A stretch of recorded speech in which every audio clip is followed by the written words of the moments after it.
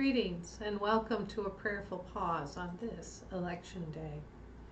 I am Nancy Woodworth-Hill, and amongst other things, I'm a spiritual director. Rather than sharing a form of prayer today, I'd like to introduce a diagram developed by my mentor, the Reverend Dr. Rob Voyle. It's an adaptation of Robert Dilts and Gregory Bateson's logical levels of learning.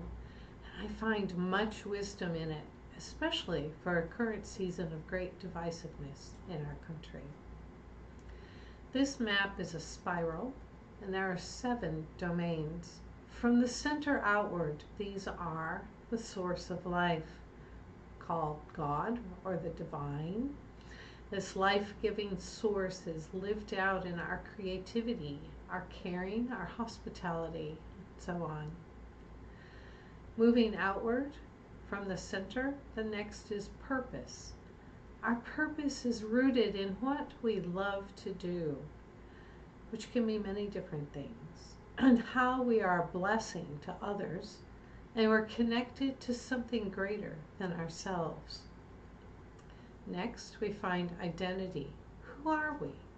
What is our vocation in the world? Then, values. What qualities do we treasure and respect? What is important to us? Next, we come to expectations. What do we look forward to? How do we understand success and move towards it? Then, skills and abilities. What are our natural skills?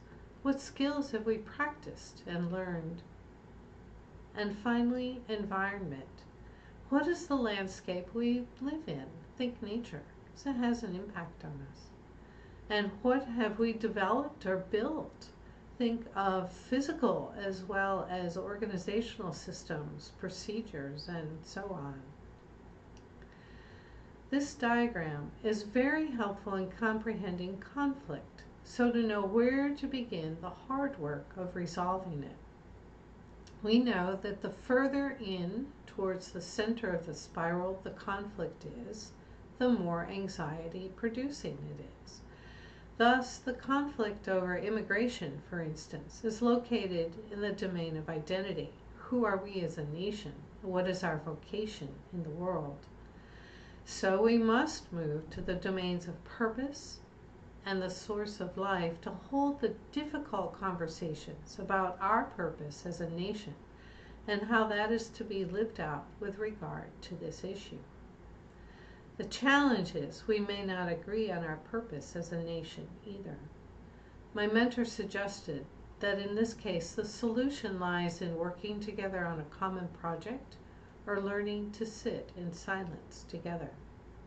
As you can imagine, this can be long, slow, difficult work. It is holy work, and it also requires a different understanding of power. The kind of power that Jesus demonstrated is power with, rather than power over or power to. Another aspect which this map reveals is insight into the gut punch that we can experience and often not easily identify its source. This gut punch, when our values are trampled on, denigrated, scorned, or violated in some way. We all have values and hold some dearer than others. So an example of this may be helpful. Let's take the issue of mask wearing. One of our sons lives in Japan. It's a country with a high population density, as well as a culture where the group is more important than the individual. There's actually a saying, the nail that sticks up gets hammered down. When visiting Japan, it's common for me to see people wearing face masks as they are out and about shopping on public transportation in places where other people are. So this is often due to individuals having allergies or being ill, such as having a cold, and not wanting to spread it. The COVID infection rate in the area where my son lives is really quite low, and public schools have been open since July. Americans have a culture which values the individual over the group, and where mask wearing is not common at all when we are out and about. Thus, the rate of COVID-19 infection is much higher in the United States. Individuals who resist mask wearing likely have different culture, especially different sets of values from individuals who wear them. While this map cannot resolve this challenge of conflicting values, which needs to be done at the level of identity and more likely purpose, it is helpful to have this understanding rather than the pervasive gut level discomfort. If anything, such discomfort, when reflected on, can help us clarify our individual values.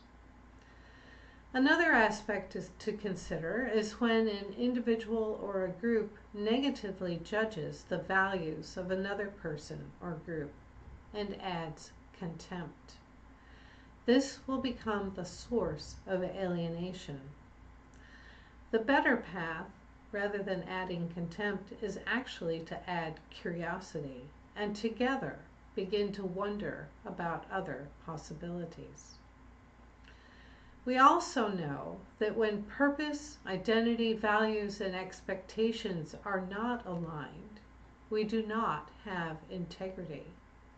And our lives cannot be lived with clarity, rooted in purpose from which flows identity and our core values. The blockages that we experience may not be readily understood as flowing from a mismatch between purpose, identity, values, and expectations. It is worth time to reflect on these. I am fond of saying that there are faithful Christians in every political party. The question we have as followers of Jesus is, where does our primary allegiance lie? As Jesus himself said, we cannot serve two masters at once. In the Gospels, Jesus often speaks of the kingdom of God or the kingdom of heaven and invites people to enter, receive, and inherit this kingdom in the here and now, and to taste paradise. It is by aligning ourselves with gospel values, and I will acknowledge that there are different core sets in different branches of Christianity, but embracing these gospel values, we enter the kingdom and live from the source of life, the Christian Trinity, our purpose, which when we share it, fills some deep need of the world, and our identity as citizens of the kingdom, and our gospel values and expectations.